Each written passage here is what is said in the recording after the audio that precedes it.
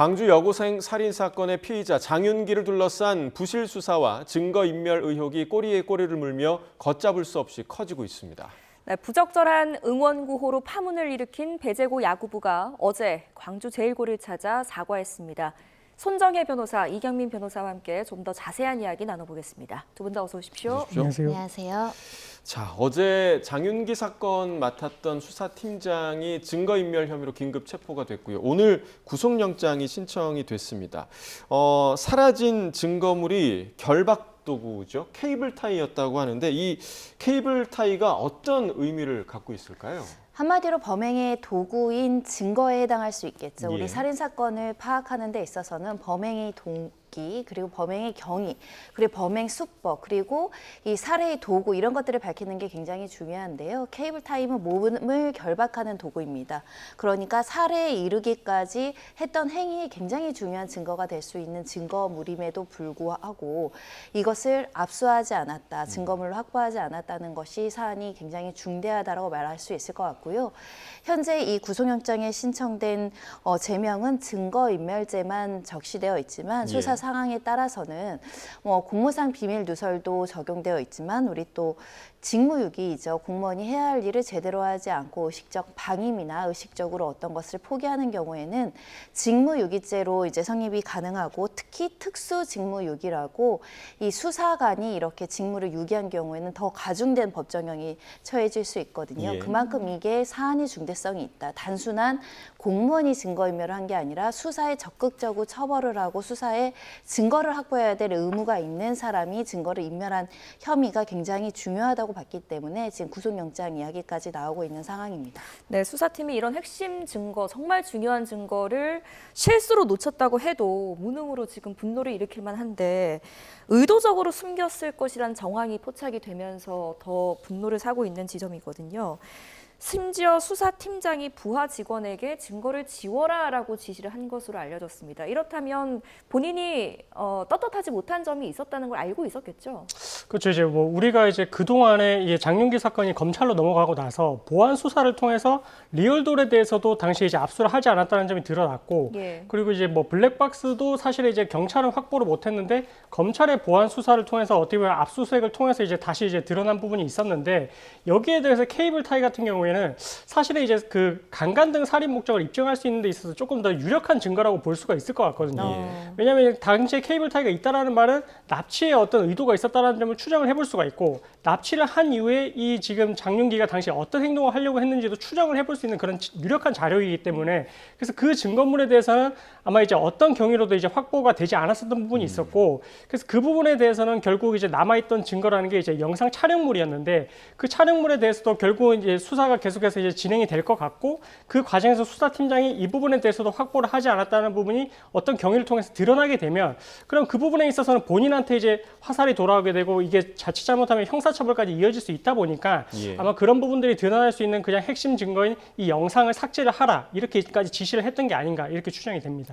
케이블 타이 미확보와 영상 삭제까지 뭐랄까요, 좀 약간 합리적 의심이 드는 그런 지점인 것 같은데, 그리고 이 차량, 그러니까 케이블 타이가 있었다는 그 차량을 또 장윤기 아버지에게 경찰이 그 다음 날에 인계를 했다고 하더라고요. 그리고 그 차량을 아버지는 5월 하순까지 몰고 다녔다. 이 상황도 좀 이해가 가지 않거든요. 어떻게 좀 보세요? 그렇죠. 지금 사실 이제 그 리얼돌 같은 경우에도 당시 압수수색 갔을 때 이제 그 장윤기 집에는 있었지만, 사실 그 뒤에 3일 뒤에 아버지가 가서 이거를 이제 분해를 해서 폐기를 시켰고요. 그리고 지금 지금 차량 같은 경우에도 당시 이제 피해자의 혈흔이 묻어 있는 그런 차량이었는데, 그것 또한 어떻게 보면 그 혈흔만 채취를 하고 당시에 아버지한테 다시 이제 인계를 했다라고 하거든요.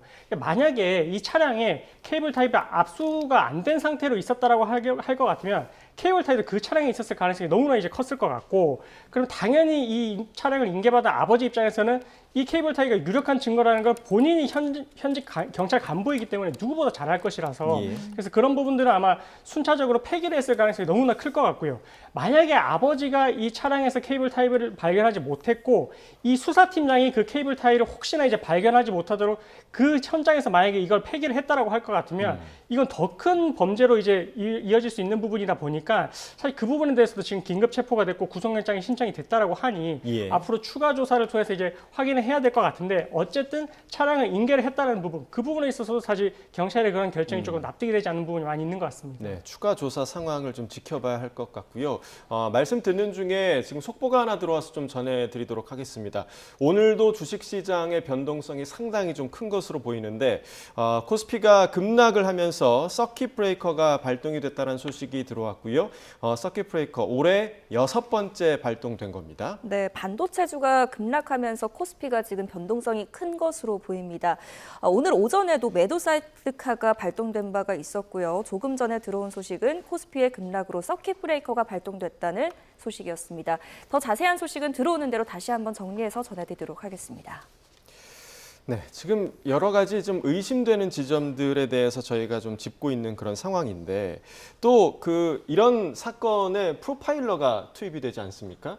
그러니까 프로파일러가 장윤기를 면담하고 보고서를 작성을 했는데 이 보고서 속의 내용 중에 이 살인의 성폭행 목적이 의심된다라는 내용이 담겼다고 하는데 수사팀에서는 정작 그 죄명 자체를 그냥 일반 살인죄만 적용을 했어요. 그 이유가 좀 어디에 있다고 보세요? 네, 합리적으로 납득이 좀 어려운 측면이 있는 거죠. 살인죄라고 하더라도 범행의 동기에 따라서 우리 대법원 양형 기준이 상당히 많은 그 구분을 짓고 있습니다. 보통 동기 살인이냐, 이 사건처럼 성범죄 목적으로 살인을 했을 경우에는 중대범죄가 결합된 살인으로 보고 법정형과 양형이 매우 높게 설정되어 있기 때문에 살인 사건에서는 그 범죄의 동기를 찾는 게 굉장히 양형이 중요합니다. 예. 그런 측면에서는 이미 프로파일러가 강간 살인이 의심된다라고 의견을 제시했다라고 한다면 이 의견대로 실제로 범행의 목적이 성범죄였는지를 추가적으로 밝히기 위해서 철저한 수사가 이루어졌어야 됩니다.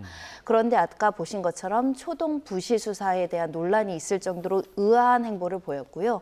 이게 단순히 부실한 수사, 가실에 의한 수사이냐, 나아가서는 목적을 가지고 봐주기 수사를 했는가, 더 나아가서는 은폐 수사를 하기 위해서 이 강간 목적인 것을 은폐하려는 고의가 있었던 거 아니냐라는 의심까지 지금 나오고 있는 상황이기 때문에 문제이다라고 말씀드릴 수 있고요.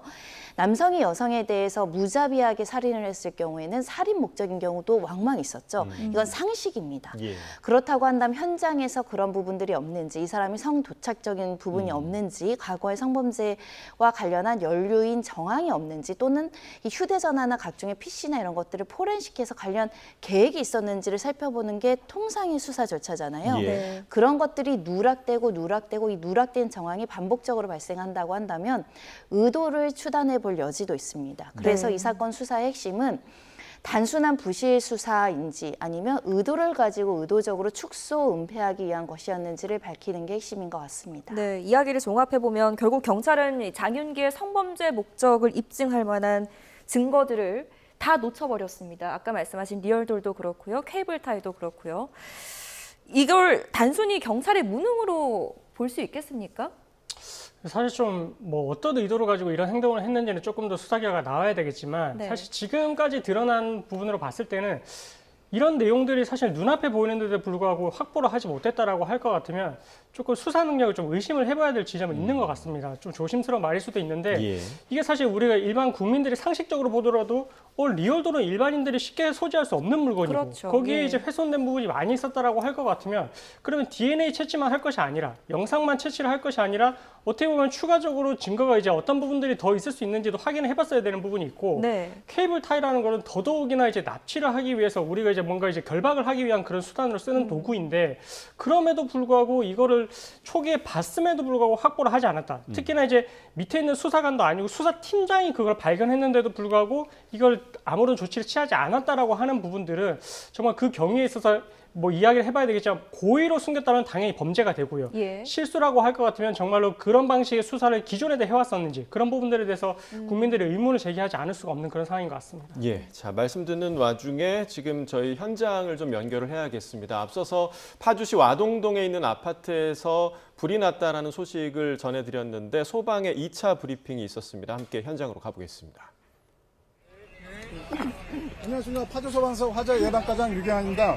지금부터 가람마을 아파트 2차 화재에 대해 2차 브리핑을 시작하도록 하겠습니다. 금일 7월 7일 10시 46분경 화재가 발생하였고 최초 신고자는 805동 거주자로 폭발된 연기를 보고 신고한 사항입니다. 최초 발화 층은 12층 6호가 되고 발화 원인은 현재 조사 중에 있습니다.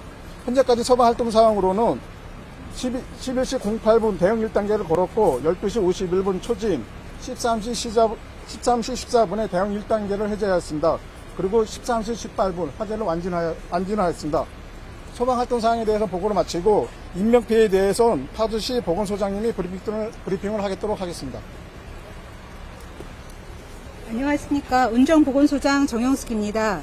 2026년 7월 7일 오전 10시 46분경 발생한 와동동 가람마을 8단지 아파트 화재 사고 현장 응급의료소 사상자 현황에 대한 보고를 드리겠습니다. 총 사상자는 4명으로 이송 환자 1명, 미이송 환자 3명입니다. 이송 환자는 소방교 남자 1명으로 파주병원 이송되었고 현재 상태는 호전되었습니다. 미이송 환자 3명은 단순 연기 흡입 환자로 현장 응급 조치 후 전원 귀가하였습니다.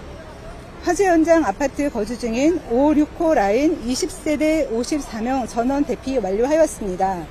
추가 사상자는 없으며 이상 현장 응급 의료소 브리핑을 마치겠습니다. 이상 브리핑을 마치고 추가 질문을 받도록 하겠습니다.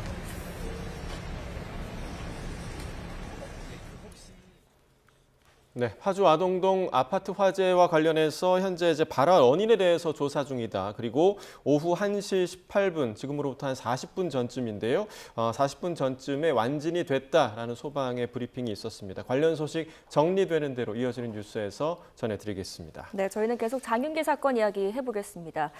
수사를 해봐야 되겠습니다만 지금 조직적으로 경찰이 움직여서 형량을 줄여준 것 아니냐라는 의심 그리고 정황들이 계속 포착되고 있는데요. 이런 것들이 나중에 재판에는 어떤 영향을 미치게 될까요? 일단은 장윤기 본인이 뭐 증거인멸을 한다거나 범행을 은폐하기 위해서 노력한 건 아니고 부친의 행위이기 때문에 행위자가 아닌 자에게 양형상 불리하게 작용하기는 어려운 측면이 있지만 만약에 이게 모종의 소통관계, 예를 들면 장윤기와 장윤기 부친이 통화를 했다라는 사실이 알려지고 있죠. 예. 그러면 장윤기가 스스로 이 부분에 대해서 부탁을 하거나 한 정황이 발견된다고 한다면 양형엔 굉장히 불리한 요소로 작용할 겁니다. 특히 피해자 가족 입장에서 살펴보면요. 장윤기 아버지는 아들이 성범죄에 연루되는 것이 우려된다라는 주장을 했던 것으로 알려지고 있는데 피해자 입장에서는 목숨을 잃은 것도 안타깝지만 수사 절차가 객관적이고 공개적이고 실체 진실이 정당하게 밝혀지는 걸 원했을 겁니다. 그런데 하필 피의자의 아버지가 경찰인 신분이라는 이유로 제대로 사건이 밝혀지지 않을 뻔했죠. 그런 측면에선 유가족들에게 2차 가해 또 다른 상처가 될 수 있다는 점에 있어서는 반성하는 태도보다 반성하지 않는 태도로 익힐 가능성이 있고요. 특히 강간살인과 일반살인의 법정형도 엄청난 차이가 있습니다. 네. 강간살인은 사형 무기징역까지 예. 선고될 수 있고 양형에서도 적어도 10년에서 15년 더 나올 수 있거든요. 그런 측면에서는 적극적으로 피의자 가족, 특히 피의자 가족과 친한 경찰들이 모종의 연락하에 이런 행위를 했다라고 한다면 중대한 범죄라고도 볼 여지가 있습니다. 예, 어제 이 수사팀장이 긴급 체포가 됐고 오늘 오전에 광주 광산경찰서 압수수색이 이루어졌습니다. 근데 지금 며칠이 지난 시점이기 때문에 유의미한 증거를 찾아낼 수 있을지 좀 어떻게 전망하세요? 일단은 지금 수사팀장이 이렇게 이제 긴급 체포가 되고 구속영장까지 신청이 된 건 예. 사실 이제 그 케이블 타이에 대한 영상을 삭제를 하려고 했던 그런 정황, 그런 부분들이 조금 컸던 것 같고요. 그래서 사실 이제 이렇게 되고 나서 그제서야 이제 어제 이 영상이 검찰로 송치가 됐다라고 하거든요. 예. 그래서 아마 조심스럽지만 아마 검찰도 이 케이블 타이에 대한 영상이 존재하는지는 아마 몰랐을 가능성이 큽니다. 그래서 이런 부분들이 이제 결정적인 증거였는데 지금이라도 압수수색을 통해서 혹시나 이제 이렇게 성범죄랑 연결될 수 있는 그런 다른 정황 증거가 있었음에도 불구하고 빠뜨린 건 없었는지 여부도 확인을 해봐야 될 것 같고요. 예. 그리고 장윤기 부친하고도 어쨌든 수사팀장이 어느 정도 이제 연결 지점이 있을 수도 있는 만큼 그런 부분들이 있어가지고 수사를 진행을 하면서 혹시나 이제 이제 뭐 영장 신청 계획뿐만 아니라 이 수사와 관련돼서 중요한 증거들을 혹시나 흘려보낸 건 있었는지, 뭐 이런 부분들에 대해서도 연결고리가 있었는지 여부에 대해서도 압수수색을 통해서 드러날 수 있다면은 확인을 해야 될 것 같고, 그리고 경찰청 단위에서 지금 조사를 하고 있는데 광주경찰청도 이 사건을 관리 감독을 했다 보니까 여기에도 연루가 될 수 있다고 생각을 하는 것 같거든요. 예. 그래서 경찰청 단계에서 중립적으로 지금 확인을 해보겠다라고 하는 만큼 지금이라도 압수수색을 들어가서 이런 부분들은 파악을 해볼 필요성이 있을 것 같습니다. 네,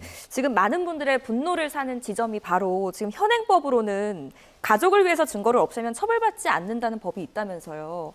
그런데 경찰이 지금 법적 처벌과는 별개로 징계를 내릴 수 있다라는 입장을 밝힌 것으로 밝혀졌습니다. 일단 처벌은 불가능한데 징계를 주는 거는 가능한가 봐요? 네, 법상으로도 가능합니다. 일단 경찰관의 직분이라는 건 성실 의무가 있죠. 또 일각에선 품위 유지 위반을 이야기하기도 하고, 특히 수사 상황에 대해서 문의를 금지해야 된다라는 규정에 위반됐다라는 주장도 나오고 있어서 모두 해당할 여지가 있고요. 특히 이렇게 경찰관이라는 신분은 수사 정보에 접근이 가능한다던가 증거물에도 접근이 가능할 수 있다라는 측면에서는 내 가족 사건이 연루되어 있을 때 내가 뭔가 개입을 하면 이것은 명확하게 이해충돌 상황으로 볼 여지가 있거든요.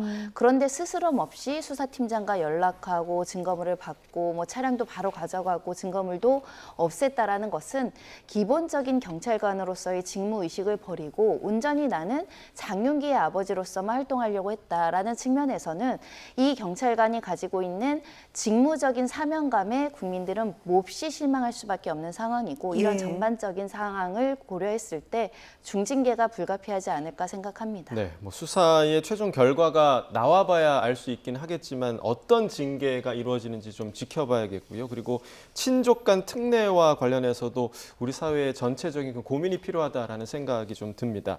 이번에는 배제고 이야기를 좀 해보도록 하겠습니다. 야구 경기 중에 응원 구호로 무리를 빚은 배제고 야구부, 어제 광주를 찾아서 직접 사과했습니다. 잠시 영상 보시고 함께 오겠습니다. 모든 선수들이 진심으로 깊이 반성하고 있으며 야구를 떠나서 인성이나 태도가 인생에서 얼마나 중요한지 깨닫고 통합과 화합의 미래로 나아가야 합니다. 다시 한번 가슴속 깊이 진심으로 사과드립니다. 죄송합니다. 마음으로 사과하는 것도 중요하고 몸으로 실천하는 것도 중요한데 더 중요한 것은 앞으로 더 잘 사는 겁니다. 더 잘 살기 위해서 어깨에 움츠리지 마시고 고개 들고. 어제 있었던 사과의 현장, 그리고 그 사과를 받는 또 광주 제1고의 모습도 함께 보셨습니다. 일단 한 일주일 정도 지난 것 같아요. 이 정도면 좀 마무리된다라고 보면 될까요? 어떻게 보세요? 뭐 일단은 지금 이제 일주일 만에 어쨌든 사과가 이루어진 게 예. 그나마 저는 지금 다행이라는 생각이 들고, 일단은 그 배제고 야구 선수들 36명 전원하고 그다음에 학부모 일부, 그다음에 교직원들까지 이제 같이 가서 총 86명이 이제 광주 제1고를 찾아가서 이렇게 사과를 드렸다라고 하고요. 그래서 어쨌든 사과를 할 때에도 좀 진정성이 느껴지긴 했습니다. 야구를 떠나서 뭐 인성이나 태도가 인생에서 얼마나 중요한지를 깨달았다, 이렇게 이제 야구부 주장이 이야기를 하기도 했고, 그리고 어떻게 보면 교직원들 입장에서도 사실은 이제 이게 본인들이 단순한 실수가 아니라 어떻게 보면 가르침, 그러니까 이제 뭐 이런 역사 인식이 붕괴된 부분에 대해서 책임감을 느낀다라고 했거든요. 예. 그래서 이런 부분들에 대해 사과가 이루어졌을 때 이제 광주 제1고에서도 이런 부분들을 이제 받아들이겠다라고 이제 이야기를 했고, 그리고 본인들 입장에서도 혹시나 본인들이 경기를 하면서 다른 선수들에게 피해를 준 게 아닌가, 이런 부분도 이제 반성을 하게 되는 그런 계기도 됐다라고 하는 것을 봤을 때는 어느 정도 이제 사과 이후에 조금 마무리되는, 봉합이 되는 측면으로 가는 게 아닌가, 이렇게 조심스럽게 생각이 됩니다. 네, 우리 학생들도 느낀 바가 많았을 겁니다. 그런데 학교끼리는 화해를 했지만 지금 배제고 야구부 앞에는 당장 이 중징계가 내려져 있는 상황이잖아요. 재심을 청구할 수 있는 시한이 바로 내일까지라고 하는데 어제 이제 저렇게 사과 방문한 것이 좀 정상 참작되는 부분이 될 수도 있을까요? 일단 학교 측에서는 재심 청구 안 할 수가 없는 상황 같습니다. 그리고 조심히 예측해 본다면 징계 절차가 취소될 가능성도 있어요.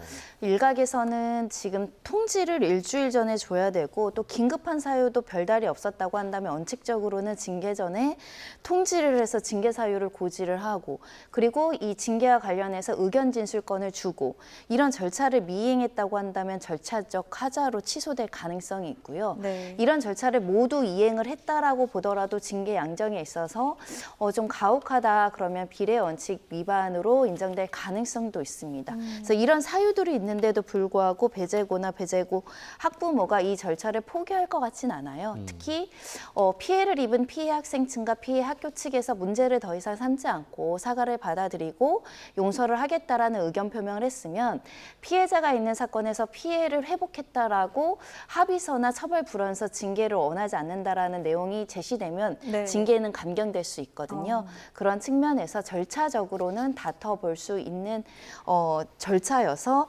배재고는 대한체육회를 상대로 재심 신청할 가능성이 매우 높지 않을까 생각해 봅니다. 예. 자, 재심 청구 여부와 그리고 협회가 이 사안을 또 어떻게 처리할지 여부에 대해서도 좀 지켜봐야 할 부분인 것 같고요.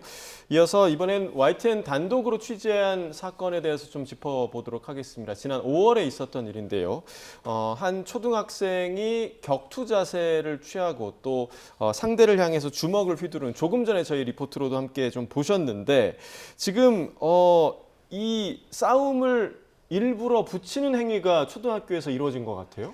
어떻게 보면 학교 폭력인데 학교 폭력을 모면하기 위해서 우리는 싸우는 거야, 노는 거야, 예, 이걸 예. 가장했다라고 보이는 거죠. 원래 이 고등학교 때부터 시작한 스파링 있죠. 예. 사실 스파링이나 이런 싸움이라는 건 동등한 동급생들끼리 놀이나 이렇게 보지만 사실은 우월적 지위에 있는 집단이 소수의 아이를 괴롭히기 위해서 스파링한다, 우리 그냥 격투기 한다, 노는 거다, 장난이다, 우리끼리 뭐 집단적으로 그냥 재미있는 게임을 한 거야, 이렇게 학교 폭력에서 변명해온 사례들이 있었거든요. 예. 그게 고등학생에서 중학생으로 넘어갔고요.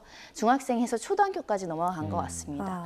그래서 약한 아이를 괴롭히기 위해서 이렇게 우리 소위 말하는 맞짱 뜨자라는 거 있잖아요. 그런 개념으로 괴롭히는 일종의 집단 괴롭힘 형상이 저렇게 나타난 게 아닐까 생각이 들고요. 그 야차라는 용어가 있더라고요. 네, 뭐 여러 가지 해석이 가능한데 이것도 결국 맞짱 뜨자, 우리 때리고 싸우자. 비슷한 말인가요? 너가 동의했으니까 내가 때린 건 죄가 아니야. 네가 싸움에 동의했잖아. 예. 근데 약한 아이는 진정으로 원해서 그 싸움을 원하지 않았을 가능성이 있거든요. 그런 측면에서는 강요된 폭력의 하나의 모습이 아닐까라는 생각이 들고요. 진정으로 원했다고 하더라도 이게 학급 내에서 학원 근처에서 이렇게 싸운다는 것이 초등학생의 인성 발달이라든가 또 많이 맞고 상처를 받는 아이들은 쉽게 회복하기 어려울 수 있거든요. 예.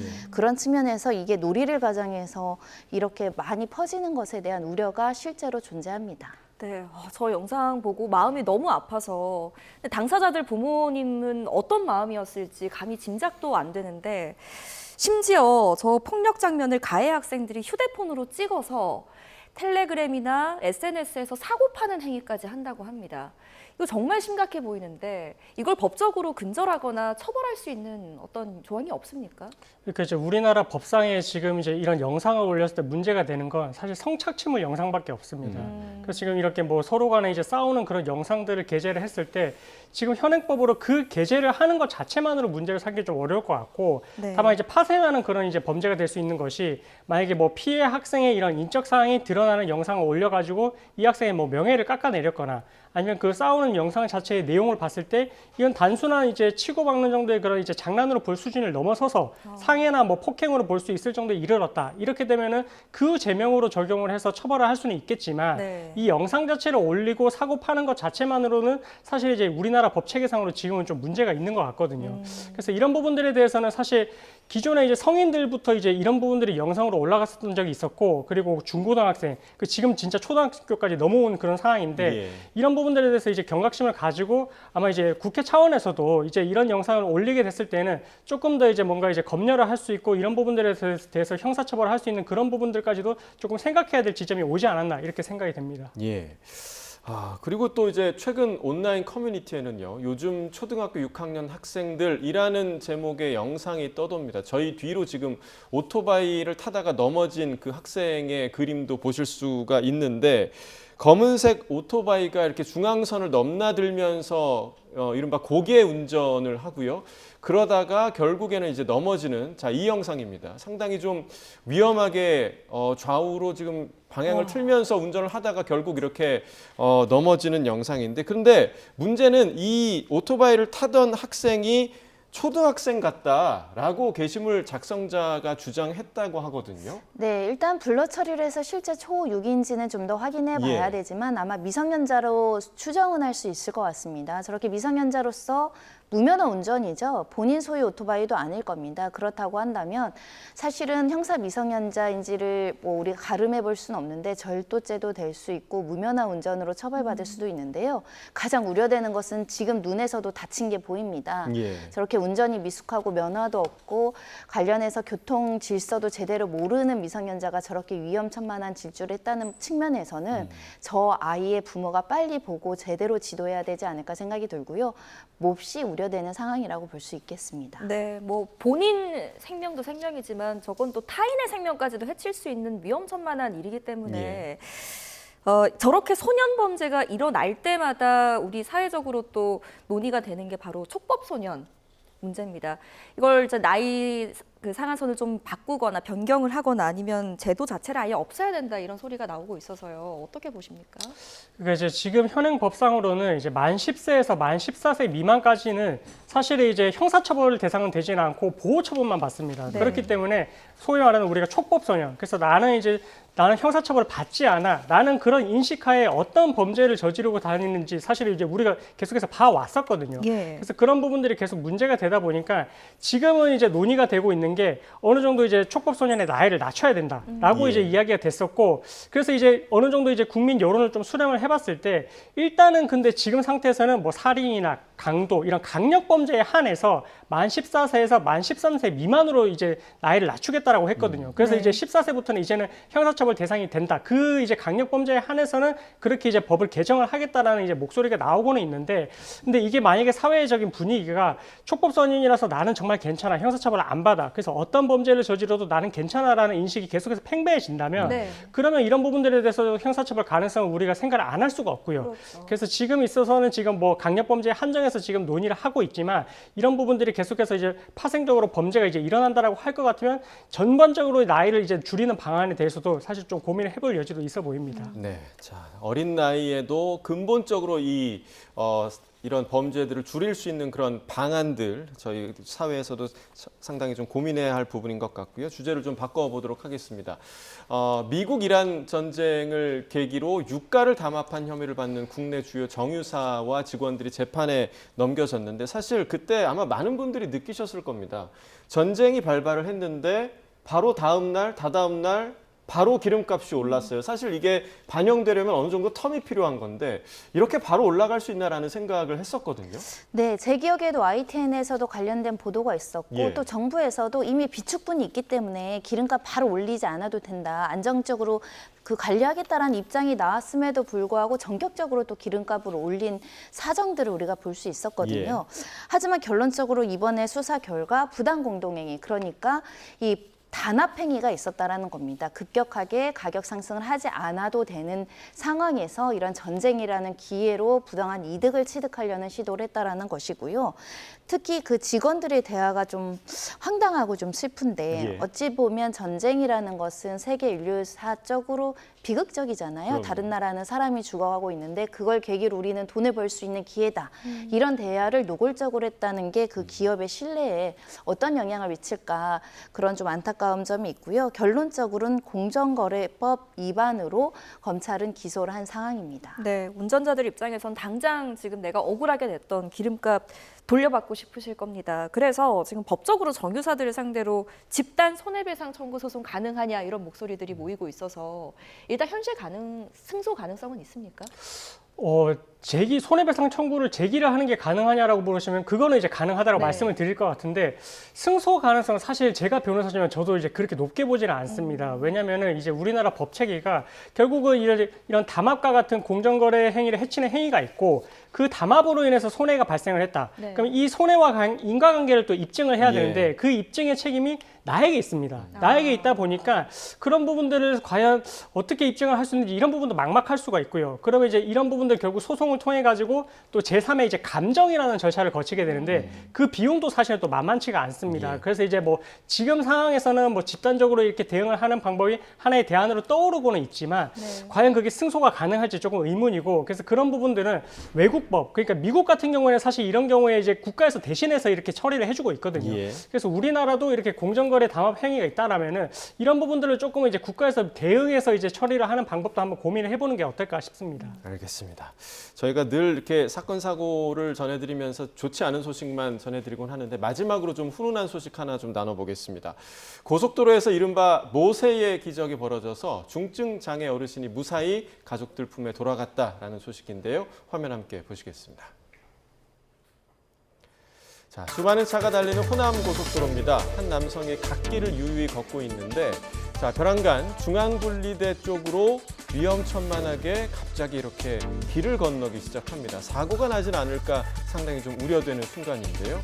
자, 신고를 받은 경찰이 출동을 했습니다. 퇴근 시간이었던 탓에 꽉 막혀있던 도로가 운전자들이 길을 터주기 시작하면서 나기 시작했는데 덕분에 속도를 낼 수 있었던 순찰차가 해당 남성을 무사히 구조를 해냈습니다.